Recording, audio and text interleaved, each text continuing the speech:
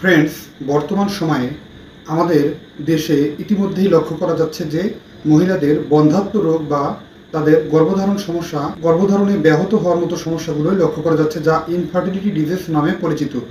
এই infertility disease বা infertility রোগটি আসলে বর্তমান সময়ে হরহামেশাই দেখা যাচ্ছে। এর প্রধান একটি বিশেষ কারণ হচ্ছে আমাদের খাদ্যাভ্যাসগত কিছু জটিলতা। কিছু খাবার আছে যে সমস্ত খাবার বর্তমান সময়ের মহিলারা অনেক বেশি পরিমাণে গ্রহণ করে থাকেন।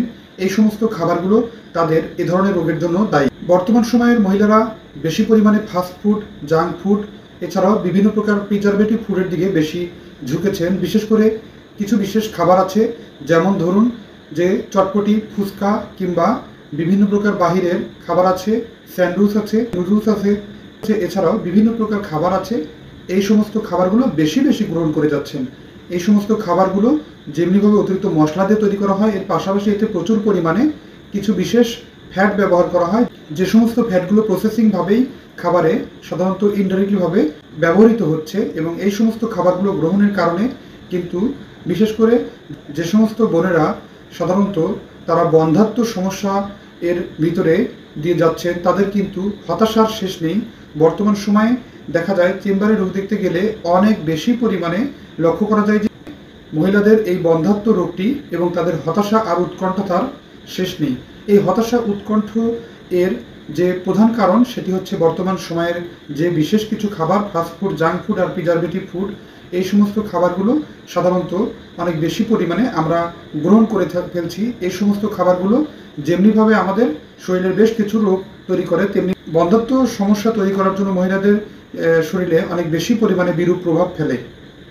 এই সমস্ত খাবার বেশি বেশি গ্রহণ করার কারণে বা বাহিরের কিছু প্রসেসিং খাবার, বাহিরের বিভিন্ন প্রকার ফ্যাট এবং অতিরিক্ত মাত্রায় কিছু প্রসেসিং ফ্যাটগুলো আছে, যে সমস্ত ফ্যাটগুলো খাবারে গ্রহণ করা হচ্ছে, এই সমস্ত ফাস্ট ফুড, জাঙ্ক ফুড, এই সমস্ত খাবারগুলো আমরা যখন গ্রহণ করছি, আমাদের দেহের অতিরিক্ত চর্বি, মেদ, স্থূলতা এবং মহিলাদের মুখে অবাঞ্ছিত লোভ, এছাড়াও পিসিওএস এই রোগটি অর্থাৎ পলিসিস্টিক ওভারিয়ান সিনড্রোম ডিজিজটি ফলো করা যায়। এছাড়াও হরমোন ইমব্যালেন্স হয়ে যাওয়ার মতো সমস্যাগুলো লক্ষ্য করা যায়।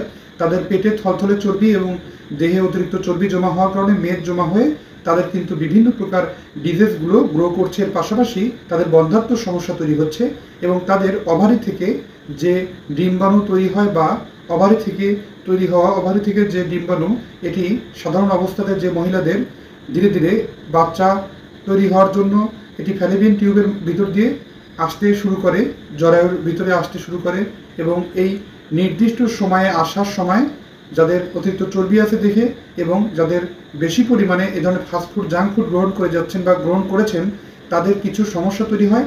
তাদের এই টিউবের ভিতরে বাধাগ্রস্ত হয়ে তাদের কিন্তু সন্তান ধারণে ব্যাহত হয় বা বাধাগ্রস্ত হয়ে তাদের সন্তান ধারণে অক্ষমতা চলে আসে। এতে করে কিন্তু তাদের বন্ধ্যাত্ব সমস্যাটা তৈরি হয়।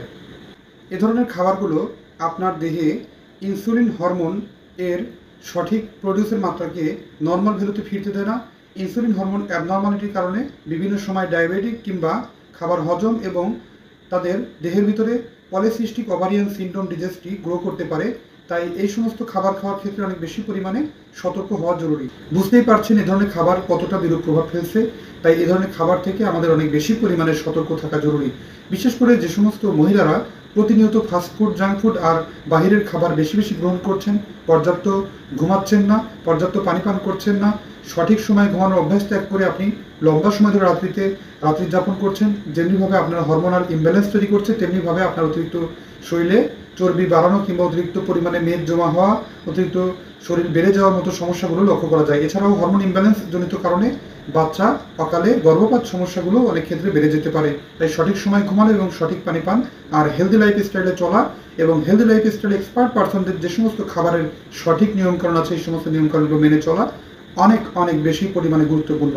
এই সমস্ত বিষয়গুলো মেনে চললেই কিন্তু আপনার এ ধরনের সমস্যা থেকে দিব্যি ভালো থাকতে পারেন। আর সুস্থ থাকতে এই সমস্ত ছোটোখাটো নিয়মকানুনগুলো আপনাদের জীবনের উপরে অনেক বেশি পরিমাণ প্রভাব বিস্তার করতে পারে এবং আপনাকে সুস্থ থাকতে অনেক বেশি পরিমাণ সহায়তা করবে বলে আশাবাদী। ধন্যবাদ। আজকের অনুষ্ঠান সম্পর্কে আরও কোনো কিছু জানা থাকলে অবশ্যই কমেন্ট করে জানাবেন। অনুষ্ঠানটি ভালো লাগলে লাইক, কমেন্ট, শেয়ার এবং সাবস্ক্রাইব করতে ভুলবেন না। আল্লাহ হাফেজ।